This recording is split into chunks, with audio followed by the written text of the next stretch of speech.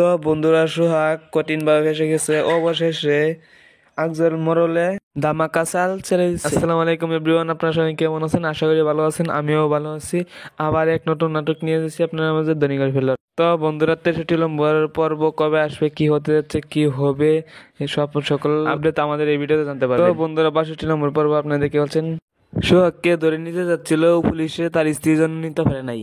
লোভে পাপে মৃত্যুর কথাই আছে না, সেইটা ঘটেছে সোহাগের কাছে। অন্যদিকে আকজর মরল সকল মরদের টাকা লুটপাট করে। সুলতান গ্রুপের মালিক ছিল আকজর মরল পিএস। সকল নাটক সাজানো ছিল। তো বন্ধুরা, আকজর মরলে সোহাগকে ফাঁসি নেওয়ার জন্য সব। অন্যদিকে সুলতান গ্রুপের মালিক সুলতানাকে ভালোবেসেছে।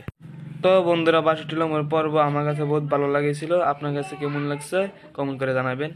তো বন্ধুরা, ইগল টিমের সকল আপডেট জানার জন্য আমাদের এই চ্যানেলে সাবস্ক্রাইব করে রাখবেন এবং একটা লাইক করে রাখবেন। 63 নম্বর পর্ব আপনারা দেখতে পাবেন ইগল ড্রামা সিরিজ ইউটিউব চ্যানেলে দেখতে পারবেন বেলা 3টার সময়, 16 নভেম্বর।